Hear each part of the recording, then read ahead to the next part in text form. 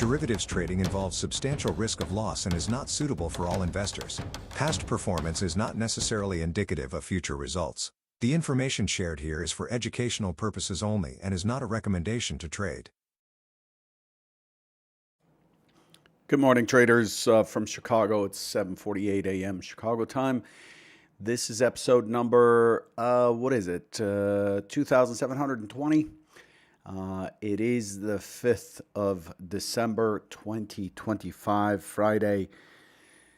So let's jump right into the Convergent Trading pre-market summary sheet here. Market was doing pretty well and has turned over and has fallen below the prior close. So we went negative here. We're negative less than one rotation in the ES and the NASDAQ. Again, we got as high as 86 and a quarter overnight in the S&P, and we are at 59. So we're almost 30 points, 27 or so points below.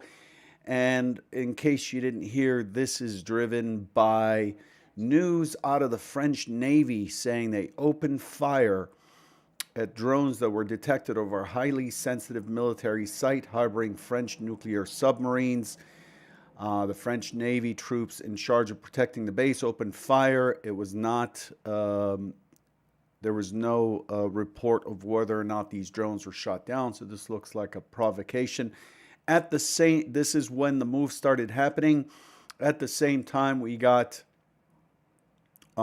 news out of Director Hassett. The NEC says it's time for the Fed to cautiously reduce rates, expecting strong GDP for the U.S. That's really it.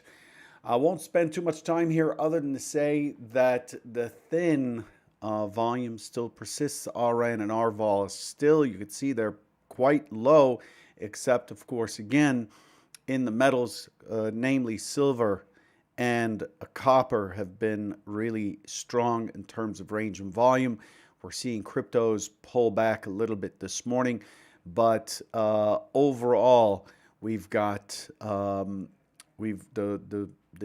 volume at this point in the session for the last week has been around 50% of the average of this time over the last 20 sessions. So light volume, but we're getting pretty good movement. It feels like holiday trading, and that's what we're getting. The S&P is in a multi-distribution profile. It's formed a P shape actually at this point. It has formed a P-shaped profile. Point of control 68.80. If you recall from Wednesday, the target on scenario 1, the rally, which got disrupted, the target was 68.88. If you watched that video, I don't know if I have that video. Oh, here it is. There it is. See that? 68.88. Let's make that high resolution. 68.88 was the primary target, and we had this LIS, and the secondary is a push down into the 6,800. The 6,800 that day on Wednesday, we ended up getting both. Not both, but we ended up pushing down to 68.02 maybe, and then coming up and checking this this sort of double top here. We didn't get as far as 68.88, but that's what we've got. So volume's light, inventory is slightly long still. Most of the overnight volume is above settlement, and we're pulling back here on what is a parabolic move down or an impulse move down. So the question, we're moving right back towards yesterday's mid, and so the question becomes, do we hold here and stop, or do we continue? So let's take a look at the markets. Here we are. Markets are, so let's see. So this was Wednesday. You could see Wednesday just pushed right down. It pushed to 68.20. It pushed right down during the trader bite, it came right off on news out of Microsoft, and then immediately started to push higher to take out those two tops that I talked about up here and up here. So we ended up accomplishing part of scenario one and part of scenario two as well, and that's just the way it goes. So this morning I had put in this band for the over under right in there, and it did not look very good to me. We were trading basically the DGPs, which are the day generated prices, were holding steady against the overnight point of control, this little white line on the profile there, and it was just going sideways, and I didn't like the sight of that. It looked like it would probably be, today would probably be a very choppy grind up, and so I was gonna keep my hands off the mouse at in the area of that red zone, which is yesterday's high, into the point of control, into yesterday's overnight high, and so on and so forth. There's a fair bit of confluence in this zone right here, and now we're below it. Why aren't you working? There you go. Okay. And so things changed. Things have changed right before, an hour before, 45 minutes before we started the video. Things have changed due to this news event, and now we are back into the bulk of where yesterday's volume was. This profile yesterday was relatively balanced. If you look at this profile more carefully, you'll see that there was just a whole bunch of chop. These overlapping 30-minute bars, not a fun thing to trade through.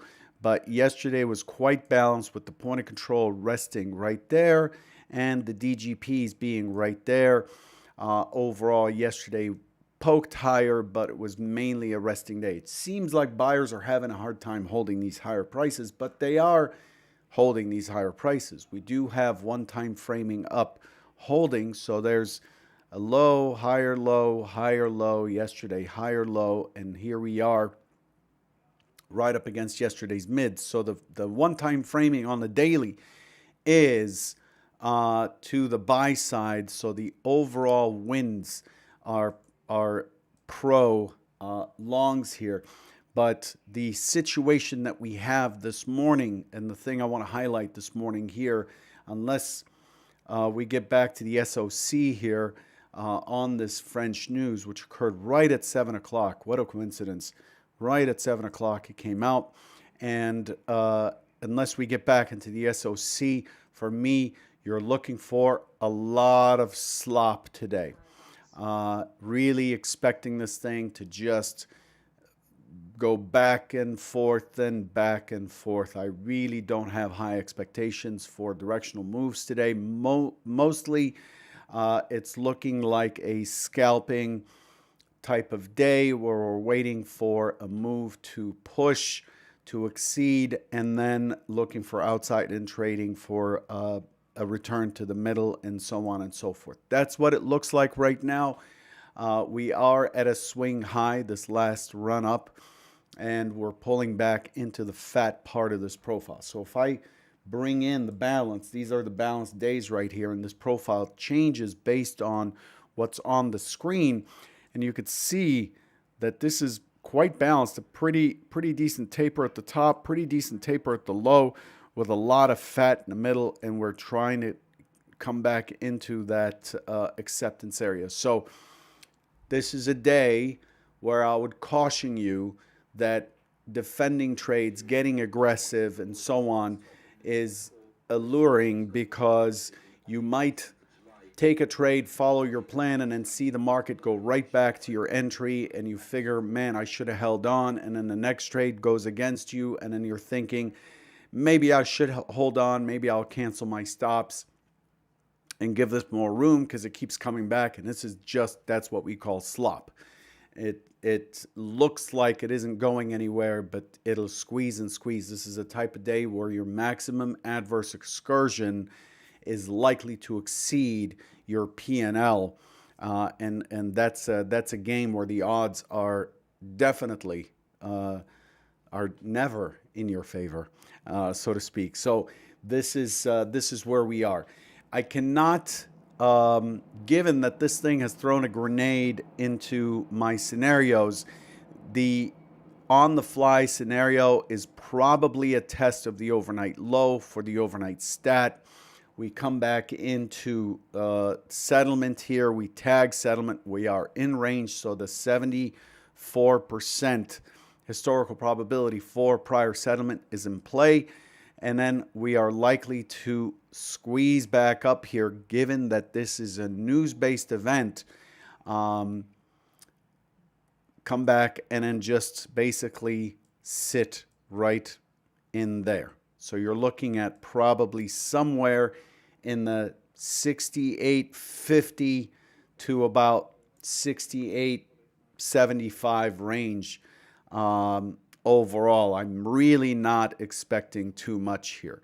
The alternative is it opens, pulls back to the full session VWAP, full session mid, and then you get an impulse down, and that might set up a better play where now we're looking for the MC point of control down at 68.42.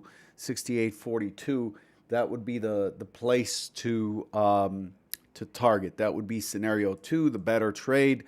But overall, I'm looking at this is likely to be sloppy. The other product I wanted to cover is, of course, crude. Crude is in a channel that is that has breached to the upside. So, okay, I'm zoomed out quite a bit, so it's a little bit messy looking, but bear with me.